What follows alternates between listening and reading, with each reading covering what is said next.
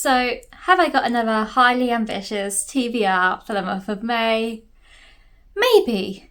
And did I not read many of my books on my April TBR, so most of them have now been pulled over into this month's TBR? Definitely.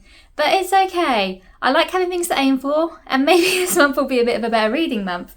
But I will discuss that more in my wrap up. But anyway, welcome back to my channel. Today, as you can see, we are discussing my May TBR, which, as I've already hinted at, extremely ambitious, but it's fine. It's fine. I'd rather have something to read than not have something to read. So I'll try and make this quick because there's quite a few books on here, if you should probably guessed. So I'll start with what I'm currently reading, which was not a book I was planning on reading in the month of April, but it's fine. And I may even finish this before we hit May, because I've got about 200 pages left, 100 pages left. Well, because it's a library book, the pages don't match it. I've mentioned this before, but anyway. So it is Lessons in Chemistry by Bonnie Garmus, which I'm reading through my library. It is a historical fiction, very feminist book about a chemist and how, a female chemist I should say, and how she basically wants to break all the norms of the 1960s in America. So she doesn't want to get married, she doesn't want children, and she wants to continue working throughout her life. It's really good so far. Quite sad at times, but I'm really enjoying it. There's a dog as well. I really like the dog. I keep reading up bits of the dog passage to my boyfriend because, yeah, I really like the dog. He's called 6:30. Yes, the time. Yeah, I'm really enjoying it. So I'll continue reading that. Now I'll go on to my ebooks because I've got quite a few of these.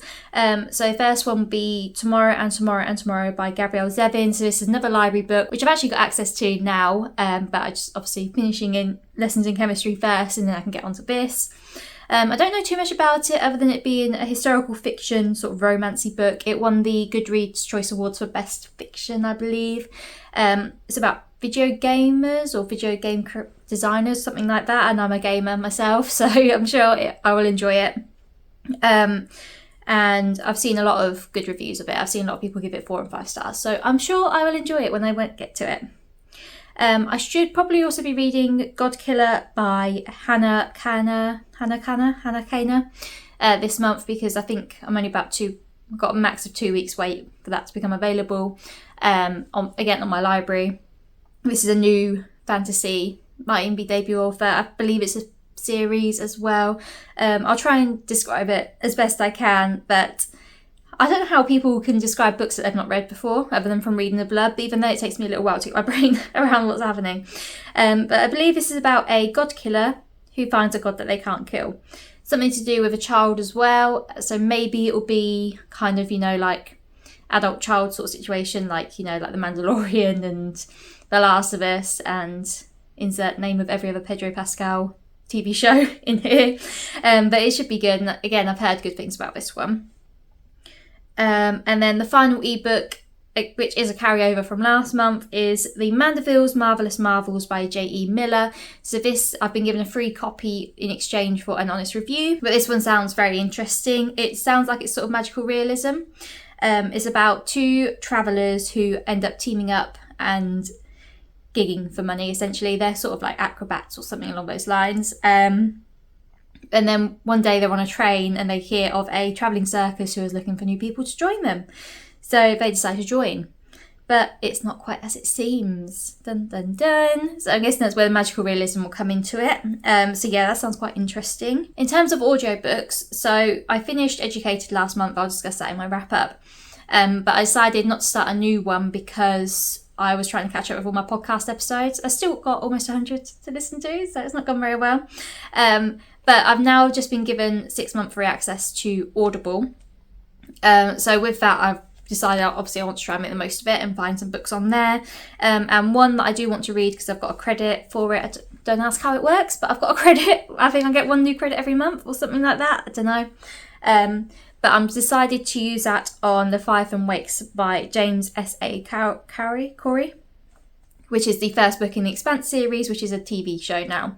My main reason for wanting to read this is 1, it's supposed to be really good, but also 2, my other half has watched the whole TV series, so it's amazing as well. So I want to read the books so then I can watch the TV show with him if he wants to rewatch them, or I can watch them on my own. It's fine. I'm easy. But yes, I don't really know too much about it. All I know is so my thing with audiobooks is it has to be easy to understand names and places and things like that.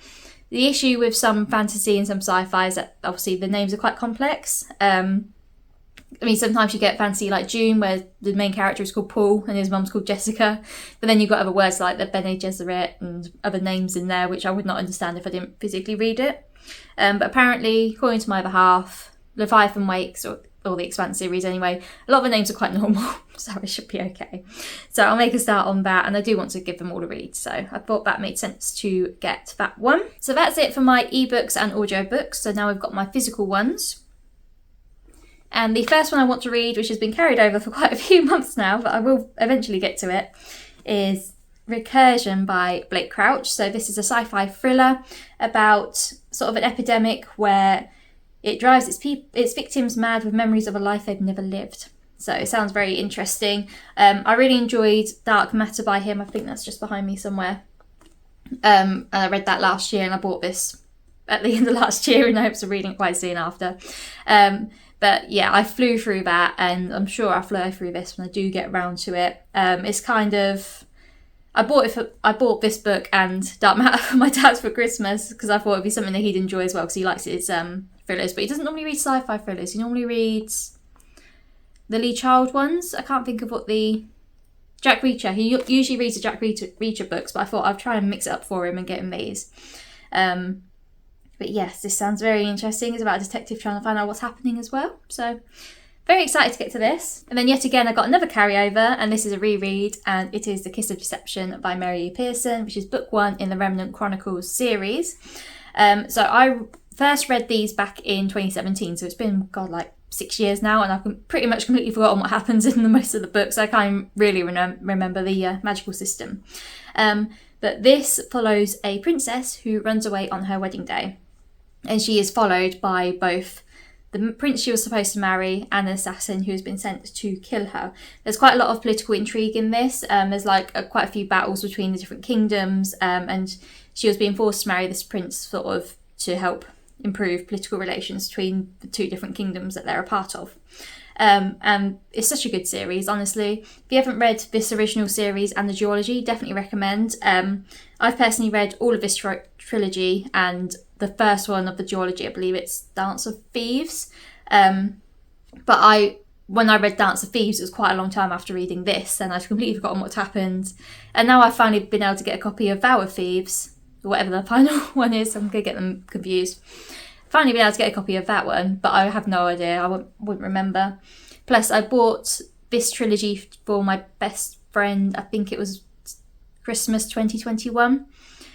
Because I knew she'd love it, and I wanted to try and force her into liking fantasy. And she loved it, and she flew through this one and also duology, so she's actually ahead of me in reading the series. So I want to be able to try and catch up, and then we can actually talk about it again, because she kept trying to talk to me about it, and I was like, I don't actually remember anything. But I've also seen that the duology is blown up on TikTok, so I'd like to be able to get involved in that conversation as well. So yeah, we got that one. And now we're on to the big boy of the pile, which will probably be the one that takes me the longest to read. And that is A Day of Fallen Night by Samantha Shannon. So I am so excited to read this. Ever since I bought this book, I've been wanting to read it, but it doesn't really travel well, does it? If you look at the size of that, I'd have to buy a whole new handbag just to carry this in, or a backpack or something, I don't know. But yes, Day of Fallen Night, which is a high fantasy book. As I keep saying, I don't really know too much about it, but I know that it's sapphic. It's an epic fantasy. It's got dual POV. It's got multiple religions and worlds and things like that. I'm sure there'll be a big map in it. Oh, and I am correct. Oh god, there's multiple maps. Oh my god, there's 5 pages of maps. That's even better. And there is dragons. So I already know I'm going to love it. I just need to get round to reading it, and I'm hoping this month will be the month. And then I can read the Priory of the Orange Tree as well. But I'm so excited to read this. It just wasn't to be last month. I should have known. I was hardly here. I was travelling a lot, and you can't really take this book travelling, can you? So yeah, I will read this month. And the final book is a book that I got in the April Illuma crate. So skip this bit if you haven't opened your Illuma crate yet, or if you don't want any spoilers for it. But this book I'm so excited for. This is my first ever Illuma Crate box. I've got the book only one for this month, and then next month, another very exciting one. I've got the full box with one of my most anticipated book releases of this year. So I'm not going to say too much, but it's by a author who is usually a sci-fi author, and they're bringing out their first ever fantasy book. So very excited for that. But this book is one that I've not actually heard of. It is Some Desperate Glory by Emily Tesh. Now, you're not supposed to judge a book by its cover, but I'm judging this book by its cover, and it looks stunning. I actually did an unboxing on my TikTok of this. If you want to go give that a watch, that's already live. But yes, this is a space opera sci-fi about a female warrior who is trying to take revenge and take back the planet Earth. What more can I say? It just reminds me a lot of like Becky Chambers and Mass Effect. There are some really good authors who have given good reviews on the back. You've got Olivia Blake, who wrote The Atlas 6, which I haven't read. You've got Tasmin Mer, who wrote the Lock Tomb series, which I believe is like the Gideon the Ninth series, which I've also not read, but I really want to. Shelley Parker Chan, who wrote She Who Became the Sun, which also not read, but really want to. So the fact that all these really good authors have given such a high positive review of this is even better. Plus, I want to read more books that are released this year, and this came out this year. I think there's actually a couple. Oh no, there's a few on my list that are new releases. We've got this, we've got Godkiller, and The Day of Fallen Night have all come out this year, which is really good. So I would like to hopefully get around to all of them this month. But yeah, especially this, because it just looks beautiful, and I can't wait to put it on my shelf. Basically what I do when I buy some new books, they end up in a pile in my office, and you've probably seen them on my TikTok videos if you follow me there. They basically end up in a pile there, and then once they're read, they get promoted to one of my bookshelves, which actually do need a unhaul and a sort out at some point because I'm running out of space. So probably look out for that. It might be a May video, maybe a June, we'll see. But yeah, that's something to come in the future. But yes, that's everything I'm planning on reading in the month of May. Hopefully May will be a bit more successful, but make sure to keep an eye out for my wrap up, which will be probably the middle of next week, so probably be about Wednesday, Thursday time, where I discuss what I managed to actually read in the month of April, which kind of deviated a little bit from my TBR, but it's fine. I am usually a TBR reader, I'm not a mood reader, but because of library books coming available and things like that, it kind of switched up a bit. But anyway, thank you for watching. Let me know in the comments what is on your TBR this month, because I'd love to know, and I'd love to nick them and add them to my ever-growing pile of books to read. But yeah, thank you for watching, and I will see you in the next one. Goodbye.